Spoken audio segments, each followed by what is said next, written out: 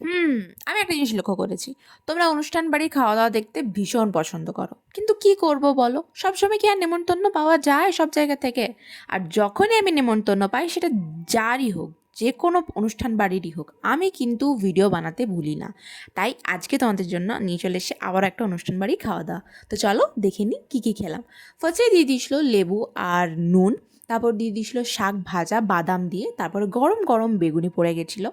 তারপরে চলে এসেছিলো ভাত আর শুক্তো। শুক্তোর মধ্যে যে সবজিগুলো থাকে না বড়ি দিয়ে, ওগুলো খেতে আমার একদমই ভালো লাগে না। তাই শুধু আলু আর গ্রেভিটা দিয়ে ভাতটা আমি খেয়ে নিয়েছিলাম প্রথমে। তারপরে চলে এসেছিলো টক ডাল, মানে টমেটো দিয়ে, তারপরে পোস্ত।